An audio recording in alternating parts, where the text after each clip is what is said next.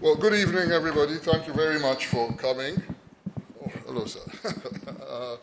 I've been asked to speak, as the theme has been repeated, on improving national values, professional practice, and engineering ethics.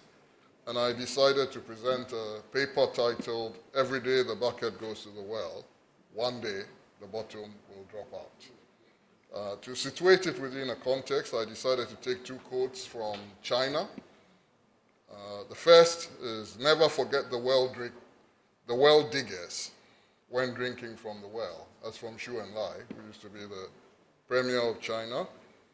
And the second is, "The chief purpose of mobilizing people's initiative is to develop the productive forces and raise living standards." That's from Deng Xiaoping. So now I get into the speech properly, and I just warn that I will speak a bit quickly because this is a big subject. There's a lot that I want to get through, and yet the Chief Justice is a very busy woman, so if I'm not careful, she can throw me into jail if I go on too long. So I want to speak quite quickly. So chairperson, senior engineers, I see several of them here, and all other engineers and professionals, citizens, not spectators, ladies and gentlemen, allow me to stand on existing protocols. I have deliberately left out spectators. It is immoral, unconscionable, and unacceptable in the times we live for any of our compatriots to be content to be a spectator. For the times, they are worrying. It is with great gratitude that I have come here to speak today, but I am not without a significant amount of trepidation as well. I forget that there's a difference in height between me and the Chief Justice.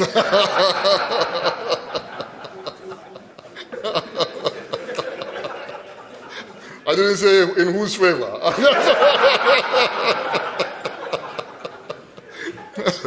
It is with great gratitude that I have come here to speak today, but I am not without a significant amount of trepidation as well. I am grateful because when your colleagues select you out of millions of your compatriots to speak on such a subject, it is complimentary. While it is not hubristic to assume that being invited to give such a speech must mean you are at least not an embarrassment to the profession, that could be an exaggerated conclusion. Perhaps I could be here simply because they do not know me at all, and they are just about to realize a grievous mistake has been made. 4, the institution made no effort to find out what I would be saying and gave me an absolutely free hand to prepare my remarks. What I say tonight, therefore, reflects only my views, not necessarily those of the Ghana Institution of Engineering. I do notice, though, that like all good engineers, the Ghana Institution of Engineering has installed a backup device. Should their own primary judgment fail, that of our chairperson tonight will not fail. She's the chief judge of the country. I mentioned that I was up here with some trepidation because while she is the Chief Justice of all of you, she is my Chief Justice, and as she said herself, she's also my beloved literature teacher, Trudy. When she first met me, I was a 15, going on to 16-year-old Form 4 student in Achimota School. At the time, the only real reason I could find for being in school was that it would make my mother happy if I did well enough in the O-level examinations to do my sixth form, that is A-levels, at Achimota School. I really did think I was going to school as a favor to my mother at that time. The sitting Chief Justice was the very first person to teach me English literature as a subject. And what a devoted, doting teacher she was. I can only say thank you on behalf of the very many you touched so deeply, Trudy, our beloved Trudy. Silver and gold have we not, but in the name of all that is good about the human race, we thank you most sincerely. Having thanked you, Madam Chair, my former teacher, Chief Justice, I am still in trepidation. You must disclose to me very quickly in which primary capacity you have come here. Hopefully it is not as my former teacher, here to assess whether I still remember anything you taught me. For the worst thing that can happen to me is for the Chief Justice to rule that I have done nothing with all that she taught me, and then insist I must refund my school fees to those who inherited my late parents' estate at inflation-adjusted rates. That will be tough for me. for there is no court above the Supreme Court. Many people, since Her Ladyship, our chair for tonight, was kind enough to write a post on my Facebook page and sign simply and affectionately as Trudy, have asked all manner of questions. I'm told she has a reputation on the bench as a no-nonsense judge, stern, and a disciplinarian. Therefore, the questions put to me mainly seek to find out what the young, straight out of university Trudy was like. Answering some of them publicly may put me in contempt of the Supreme Court of Ghana. So I will not. But to the questioner that amused me the most, I answer, yes, this Chief Justice can really dance. She was a dashing young teacher, universally adored by her students, especially the male students. There is every likelihood that she is the best dancer that ever became Chief Justice in our country. That is as far as I am willing to venture. Trudy, again, we thank you for everything. You are a special teacher. We wish you well in this very difficult job.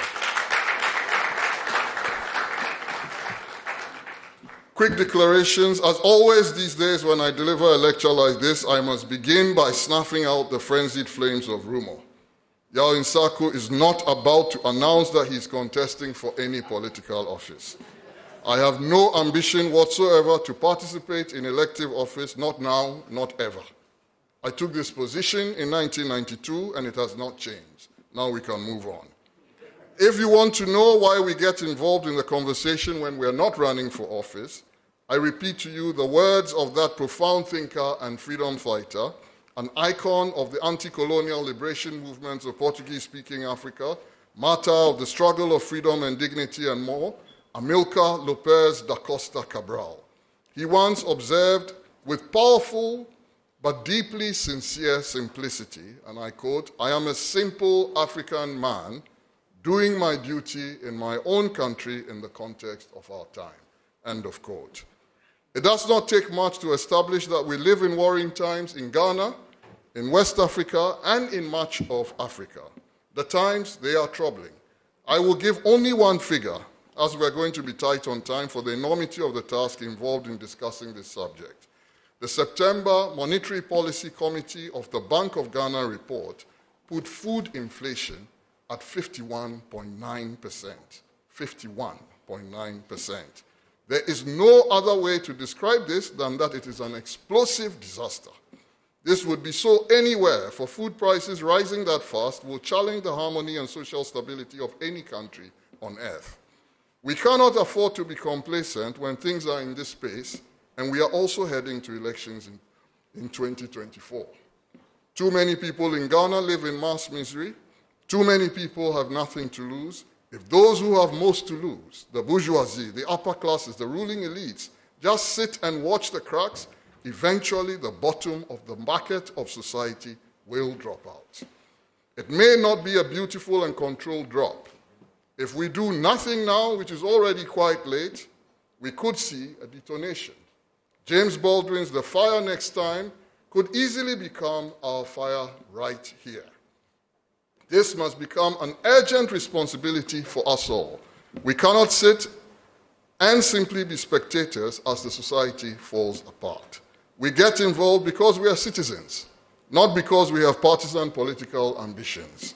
We, citizens, fought for and secured this Fourth Republic of Ghana. The Fourth Republican Constitution, however imperfect it may have turned out to be in the hands of a predatory political class, was born dripping with blood, tears, and sweat. The blood of the many patriots who died in battle against military dictatorship, the tears of the martyrs, the victims of persecution by the Ghanaian Gestapo of that era, and their relatives and loved ones who lived in fear at what could happen. Of course, as well as the sweat of all those who still try to eke out an honest buck in this impossible economic set of circumstances that characterize our existence. In 30 years of the Fourth Republic, we have created a society in which 7 out of 10 of our compatriots live in poverty, having to get by on average family-sized budgets and these family sizes are on average 5, average family size budgets of 140 Ghana cedis a day. 5 people, 140 Ghana cedis a day. That is the average that is available to 70% of the population. It is a crime against humanity that we have allowed this to happen. As though this is not enough, we have also created a society in which our entire ecological system is now endangered by illegal mining, what we call galamsey. We seem helpless as flora, fauna, water bodies, and the earth itself have become transmitters of death, morbidity, and poison. The tale of woe is long. About all I can say for this so-called democracy is that I can state even uncomplimentary facts about power before the Chief Justice and not risk liquidation or even arrest by the Ghanaian Gestapo. I concede that in this regard, things are less bad, but I do not celebrate at this. We have created this mess, and we must solve this mess.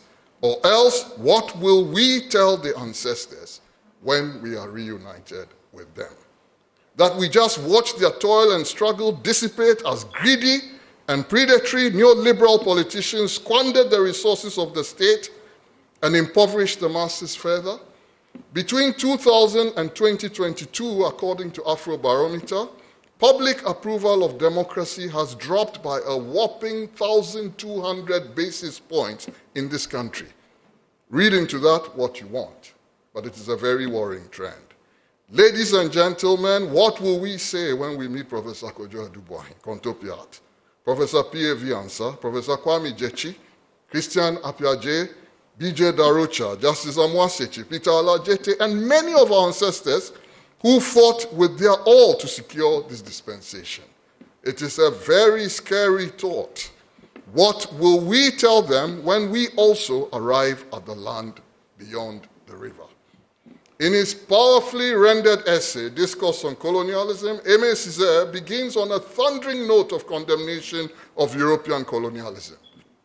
I borrow it with a very slight modification to fit our Fourth Republican context.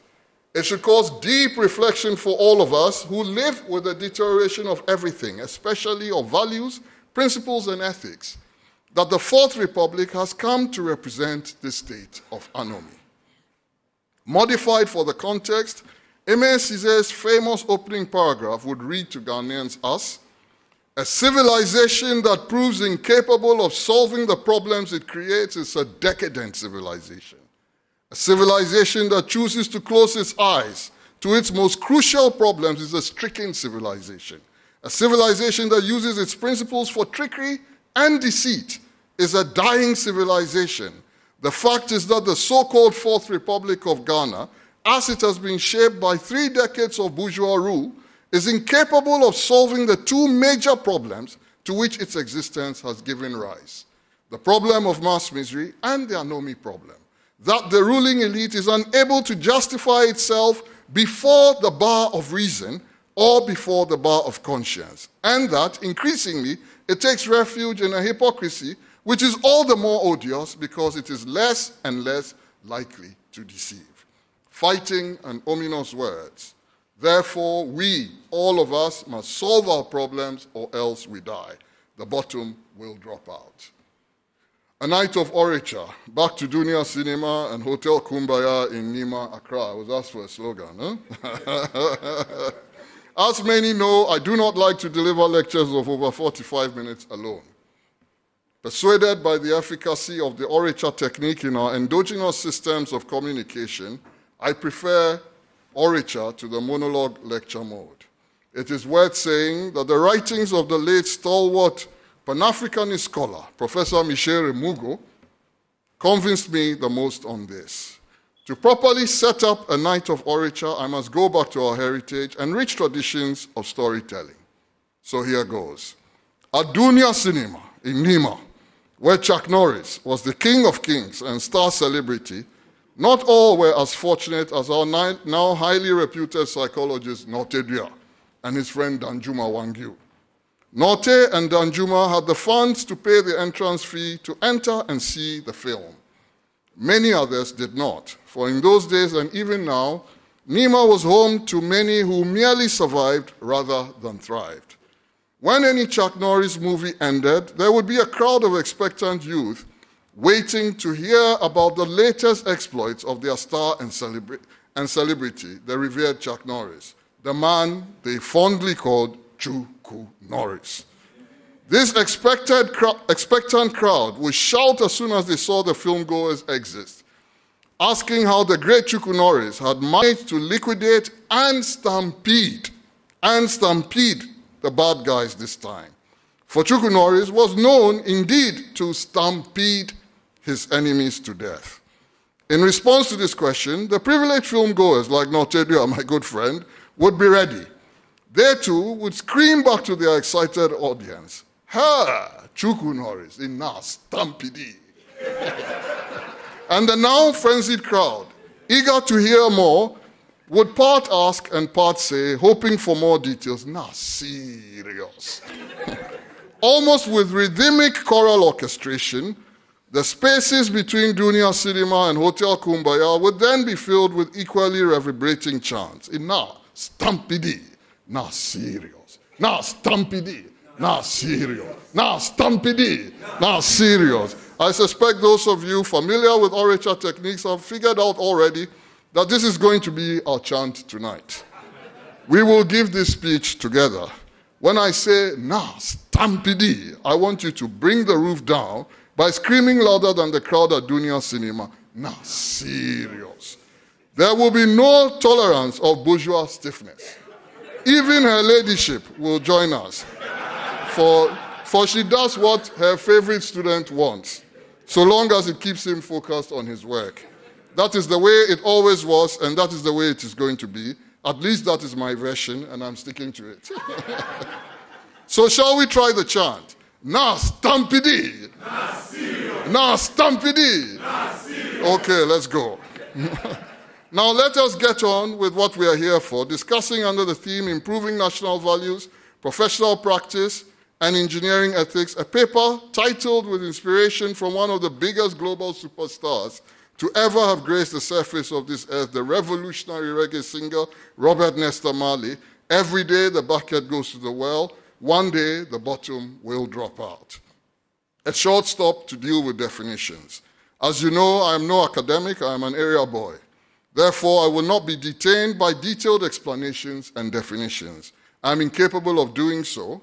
Yet, it is important that we establish uniformity of understanding of what we are discussing.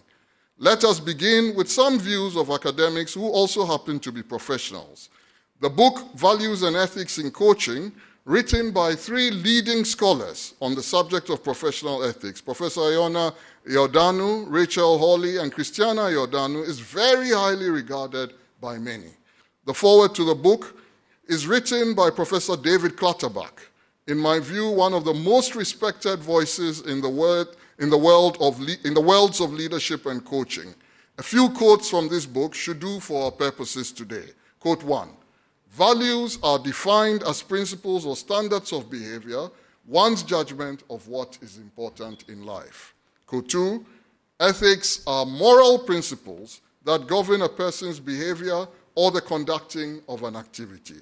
Quote 3, "The ethical prism weighs the dimensions of the personal, institutional, social, and political factors." And the last and fourth quote from the book, "Values and ethics sit hand in hand." I repeat that, values and ethics sit hand in hand. The academic literature on ethics and values is, of course, heavily influenced and perhaps even subordinate to work done on moral philosophy. It is only fitting, therefore, that I provide a bridge between these definitions, trained mainly on the professional context and philosophy, by quoting Henry Foucault when he writes, and I quote, "Every society has its own regime of truth, its general politics of truth," end of quote. The question for us to ponder is, what is the politics of truth that the Fourth Republic has engendered? A pure rhetoric of power, or an opportunistic, misleading, and highly disingenuous use of communication techniques for the most transactional and manipulative purposes, only meant to secure electoral victory?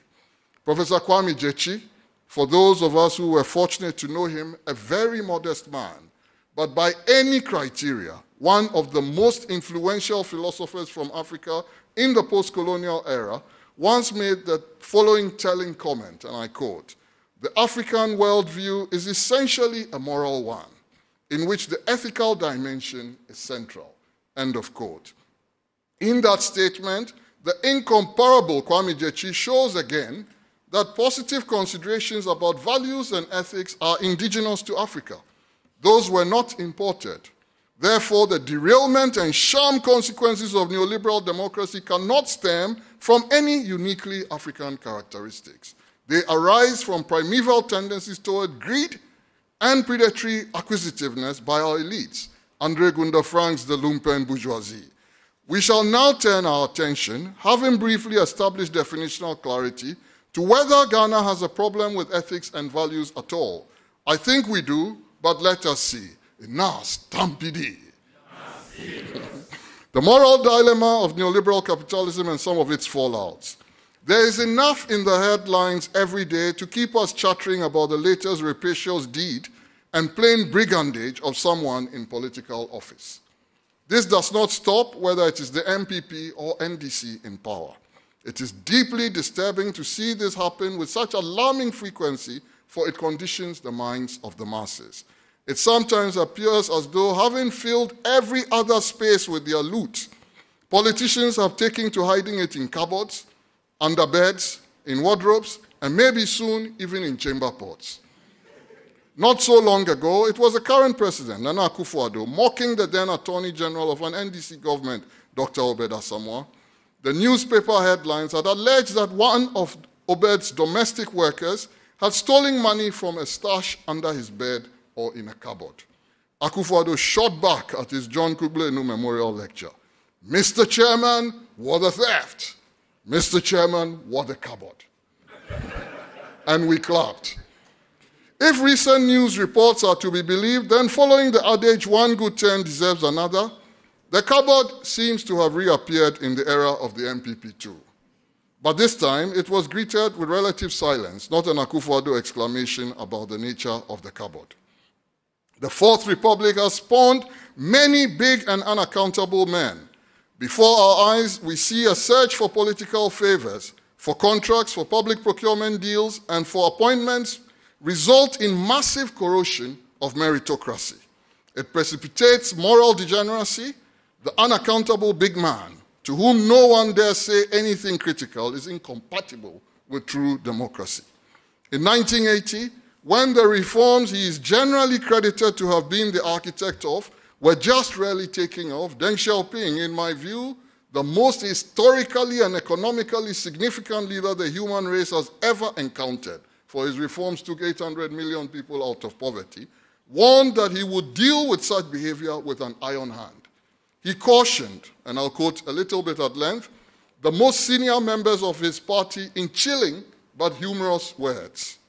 I quote him, "During the Cultural Revolution," this is Deng speaking, "when someone got to the top, even his dogs and chickens got there too. Likewise, when someone got into trouble, even the distant relatives were dragged down with him. This situation became very serious. Even now, the abominable practice of appointing people through favoritism and factionalism continues unchecked in some regions, departments, and units. There are quite a few instances where cadres abuse their power so as to enable their friends and relations to move to the cities or to obtain jobs or promotions.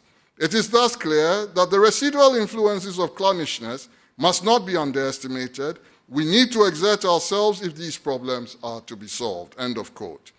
There must be lessons in those words for our own experience in Ghana.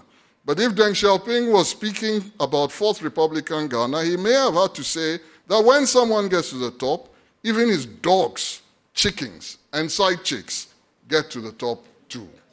Nas, Tampidi. Such conspicuous excess and abuse of office leads to a knock in confidence of the democratic process. It can eventually lead to explosive consequences, part of the proverbial bottom dropping out. Egregious inequality, meaning inequality that leaves the majority in mass misery, is the chief driver of social instability. It is also the lead consequence of neoliberalism. The system no doubt triggers capital accumulation, but it is deeply oriented to overconcentration and poor distribution. And there it enters a death trap. The Oxfam World Inequality Report 2022 states ominously that, and I quote, the richest 1% of the global population bagged 82% of the wealth generated last year. You heard that right. The richest 1% of the global population bagged 82% of the wealth generated last year. In contrast, the poorest half of humanity saw no increase in their wealth. The report also highlights that the top 10% of the global population own 76% of all wealth, while the poorest half of the population owns only 2% of the total. Poorest half, only 2% of the total. This inequality is driven by factors such as tax evasion, erosion of workers' rights, cost-cutting, and firms' influence on policy. The report calls for governments to ensure that economies work for everyone and not just a fortunate few. End of quote. According to the World Hunger Statistics 2020 by Food Aid Foundation, 821 million people, or 1 in 9, still go to bed on an empty stomach each night. Even more, 1 in 3 suffer from some form of malnutrition. The Global Report on Food Crisis 2022, remember 1 in 9 go to bed with no food, hungry. The Global Report on Food Crisis 2022 by the Global Network Against Food Crisis then reveals that more than 900 million tons of food is thrown away every year. In a world in which 1 in 9 go to bed hungry, we throw away more than 900 million tons, with 17% of the food available to consumers going directly into the bin. Of this waste, 60% is in the home. So it's not post-harvest losses. 60% is in the home. We throw away the food. The global economic system, with its dominant courage, neoliberal capitalism, is in serious trouble. The system is broken if these are its outcomes. I would say the system is even dangerous if these are its outcomes. As my friends in East Africa will say in Swahili, neoliberal capitalism is the scourge of modern humanity, kabisa, the chief ethical issue of the human race in the 21st century. I do not know about you, but I was particularly rattled by the 2020 Oxfam World Inequality Report. With the world in the throes of COVID and rattled to an existential extent, millions of workers were laid off in all kinds of schemes. Business said this was necessary to protect its collective model, and therefore these mass layoffs were essential for the very survival of capitalism. Then here came this report saying the net wealth of the world's billionaires increased by 30% during the first 6 months of the coronavirus pandemic. Wealth inequality is nothing new, but even for people like me who have no issue whatsoever with people getting rich from their honest labor, we must concede something is wrong. The insensitivity and callousness that sends hundreds of millions of people away from work and dignity, while a few disproportionately increase their colossal wealth, is simply put spiritual wickedness. The Oxfam report found that, listen to this carefully, that the world's 2,153 billionaires had more wealth than that of 4.6 billion people combined, meaning they were wealthier than 60% of the Earth's entire population combined. The Oxfam report also estimated, wait for this, and remember that the Chief Justice is also an African woman when I say this, that the world's 22 richest men have more wealth than all the women in Africa combined. 22 richest men have more wealth than all the African women combined, and there are African billionaires who are women. So you strip them out and then you see what the reality, what the majority is. The report says women and girls who spend billions of hours cooking, cleaning, and caring for children and the elderly are the backbone of our global economy, yet benefit the least from it. Paul O'Brien, Vice President of Policy and Advocacy at Oxfam America, said in a release about the report, he continues, "It's no accident that while most billionaires are men, Women handle the care work and dominate the least secure and lowest paid jobs. Women and girls are subsidizing our sexist economies, enabling rich, white, male billionaires to accumulate vast fortunes at the expense of the poorest. End of quote. To me, this is the number one moral, ethical, values, and philosophical crisis facing humanity in the 21st century. The fact that so many languish in mass misery in a world that also has so much wealth and yet cannot distribute it properly because a few must hoard to satisfy their greed. This stark reality of mass poverty and its associated indignities are the biggest threat to humanity. They make the world an unstable place. The wonder is why policy addiction to the directions that produce such outcomes continue to be favored to the point of mindless addiction by so many in Africa. Ghana is no exception, and we are witnessing the evidence. As a chemical engineer, I know that the laws of osmosis and thermodynamics both drive natural corrections when one side has too much and the other has too little. The second law of thermodynamics indeed argues that the total energy in a closed system remains constant. Yet, neoliberals have built an economic model in which over-concentration of wealth, extreme income polarization takes place and dangerously leaves out many from the fruits of development. We know from our engineering practice that a system that has no self-correcting mechanism to ensure fair distribution soon explodes. Is our Fourth Republic heading there? As some of the rich politicians on both sides of the duopoly watch mass misery in our midst and yet continue to grab with both hands, their mouths, their feet, everything they can use to stash away under beds, in cupboards and wardrobes, under mattresses and wherever else. In Nigeria, people even hid money in polytank water tanks and buried them. Predatory acquisitiveness can make people mad, it seems. How can you bury dollars in a polytank and then you forget? So someone else went and found he had so much money he had forgotten there was a full tank of dollars that he had buried. The great Aimé Césaire thundered at European colonialism in 1915. His book earlier referred to the immortal words that almost grew to become one of the most used slogans of the anti-colonial movements globally. Colonialism, I'm quoting Aimé Césaire, equals thingification. To make a people an object, to make its culture an object is a fundamentally dehumanizing process, end of quote. I will again modify Césaire's immortal words for our context.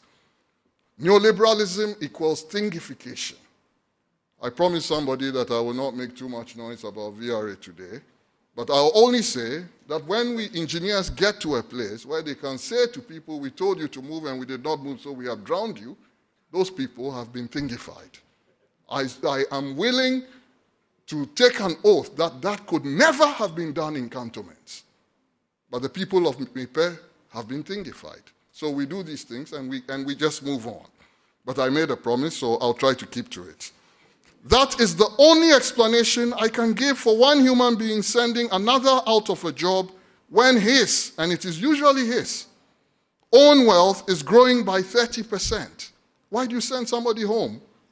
So that they don't have a salary, they can't eat, they can't take care of their family, and your wealth is growing by 30%. What are you trying to improve the margins for? How else can I explain that we do nothing about illegal mining, galamsey, poisoning our compatriots? Would we be so quiet and indifferent if we had to drink polluted water in Laboni, cantonments, airport residential area, Ridge, and so on? It can only be fully explained by accepting that we see some of our compatriots as less human than us. Therefore, we simply do not care enough about their conditions of existence, and that is thingification. Fourth Republican politics has led to thingification of the poor electorate. They are viewed as thumbprints on a ballot paper, no more. Else, how in God's almighty name can we live unconcerned, undisturbed, and unperturbed when the April Partners Report published such stark realities in June 2023 about poverty in this country and drew attention to such stark and disturbing statistics? Now, Stampede. There is a fire on the mountain. I agonized about how to approach this subject. Was I to focus on spectacular individual failings, or in the relatively short time available, should I tackle systemic root causes? They say the problem is us, Ghanaians, and our ways. If only we could change our bad behavior, everything would be heavenly. I find it frustrating, even irritating, to hear politicians on both sides make this argument as their bid to abdicate leadership responsibility. Who on earth do they think they are going to lead when they come campaigning for votes? Cats and dogs? It is us, Ghanaians. So why do they fight so hard to lead us and then turn around to say they are unsuccessful in office because of us? This is how we were when they, the politicians, were in opposition and pleading for a chance to lead us. We have not changed. And getting office in Ghana means you will lead Ghanaians, not people from Antarctica. This sterile plea must stop or be halted by we, the people. Now, Stampede. As fate would have it, I watched a lecture by the outstanding Ugandan political scientist, Professor Mahmoud Mamdani. In discussing one of his many influential books, he made a critique of the Nuremberg trial model. The Nuremberg model has been adopted by many nations that emerged from crisis since the end of World War II. Professor Mamdani argued convincingly, in my view, that an over-focus on individual perpetrators can lead to a de-emphasis of actual systemic root causes that need to be addressed. There and then, I knew I was going to focus more on systemic root causes of our national condition in the Fourth Republic than on individual actors. 30 years on, one of the sad and inescapable conclusions of our neoliberal democratic journey is that when in power, the two parties and their lead politicians are not that different. Corruption has remained a big issue both under NDC and MPP governments, despite what their leaders say on campaign platforms. As for us, the helpless masses, we console ourselves by saying helplessly in pidgin English, country broke or country no broke, we day inside. Nah, Stampede. My boss and big brother, Paul Polman, never stopped saying to us that we must work on the forest and not in the forest. It is easy to get lost in the weeds and think you are making progress, but the real opportunity is to make structural and fundamental changes to the entire ecosystem. This is also the lesson, and I see that some of them are here, that I learned from the senior engineers who trained me at Unilever. People like our own Avuncular Inspirer, Andrew Kwesin, who I'm so grateful to see here, like the indomitable and unshakable Kwame Adai, who is signaling me to keep quiet. I was just going to point to him. I wouldn't do that. But look at the man who is laughing the most. And of course, Beneni J, Pamela Albert Texan, Kofi Folson, and the late Emmanuel Agana. Emmanuel Agana in particular mentored me, sad that he died so early. Especially in accident reporting, focus was always on how we were going to fix the fundamental root causes, not symptoms. Any number of the quality gurus would tell you this for free. From W. Edwards Deming, I'm with an engineering crowd, so I think you know these names, and Joseph Juran, through to Kaoru Ishikawa, Genichi Taguchi, and Akio Morita, to Philip Crosby, Shigeo Shingo, and many more.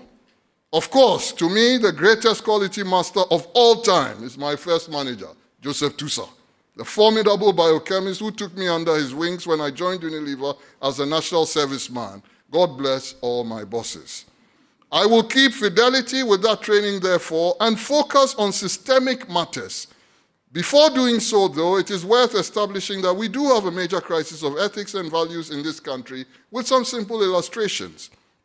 The Ghana Integrity of Public Services Survey, GIPSS, is a survey conducted by the Ghana Statistical Service in partnership with the Commission for Human Rights and Administrative Justice and the United Nations Office on Drugs and Crime, UNODC.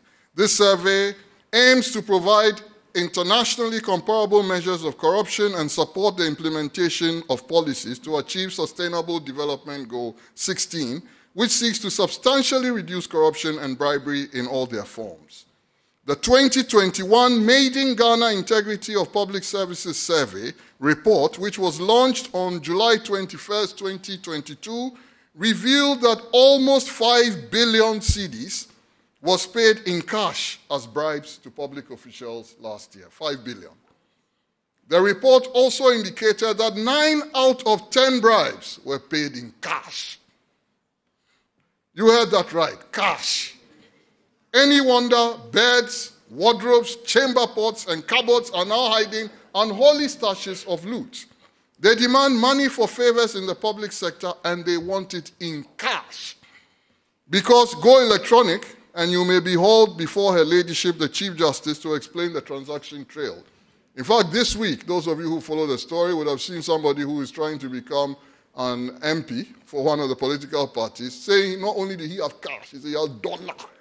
He would do better than his contestant because he has top dollar. It's not a CD that he's going to get. He's bragging about this to the media.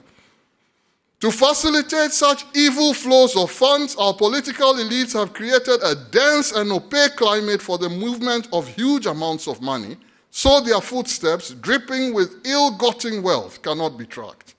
The pointers to this are many, and I will not dwell on them, but study the Auditor General's annual reports, the perception studies of Afrobarometer, the Global Financial Secrecy Index, and many more. Sadly, they point to the same trend. That we may still apply Professor Kofi Awono's expression when he described the Supreme Military Council of General Kutu Achampong.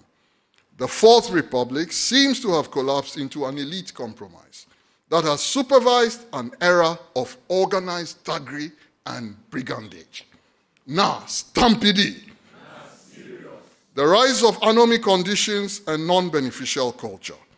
Amilcar Cabral was right when he described freedom itself as first and foremost an act of culture. So is political corruption and the attendant collapse of values and ethics. I hasten to add that I see culture as a consequence of deliberate choices, of acts of omission and acts of commission. Culture is not genetic. It is learned behavior, first as individuals and then at scale as society. Therefore, with courageous and determined leadership, culture can be made wholesome. That is an inescapable lesson from history. Wherever the rule of law is established and respected and enforced by competent states, culture shapes up. Unfortunately, neoliberalism preaches retrenchment of states, with the result that we end up with incompetent states that cannot enforce their own good laws. Which law in this world that has helped other societies move forward do we not have on our books in Ghana? Yet we cannot enforce them. So we are saddled with the dangers of illegal mining, haphazard building practices, chronic noise pollution, indiscriminate littering, feudal land grabbing practices, open defecation at higher levels than we should tolerate, burglary, indiscipline on our roads, leading to unacceptably high fatalities, official corruption, now as you heard, even official drowning of people, and much more that is simply contemptible. For which of these do we not have laws? Yet the anomy beat goes on. When people begin to realize there is no certain consequence for breaking the law, they take liberties with it. Incompetent states breed Robinson Crusoe societies. Therefore, and in Robinson Crusoe societies, you soon get Santa Claus democracies like we have now. The politicians show up once every 4 years, bearing gifts like Santa Claus at Christmas for the populace. Sometimes I'm told the gifts even include the traditional tool for administering enema, what is known in the local parlance as Bentua. When people are willing to give their votes for Bentua, they are also saying in their own way that they have lost confidence in the politics of the elite. For they do not behave in the same way when it comes to selection of their paramount chiefs. Unsurprisingly, dangerous deviations begin to show up in the space of the moral culture of the people. I will illustrate with a few anecdotes and sayings that are common in Ghana. No doubt many of these sayings were originally well-intentioned, but the fish rots from the head. When a people see their leaders knee-deep in corruption, the debasement spreads like a cancer. Anomy conditions, the collapse of values in society, are unfortunately very contagious. As part of my effort to make my hero, good old Professor Ngugi Wationga, a bit happy, I will not be translating any of these renditions of street sayings that I make in local languages. So if you can't speak the language, you look to somebody in the crowd and they'll interpret it for you. People steal in plain sight and parade high society showing off ill-gotten wealth As if to say, like the account song, "May your brantier cigarettes simano, may bommy walkings, cigarettes simano." You know that song? "May your brantier cigarettes."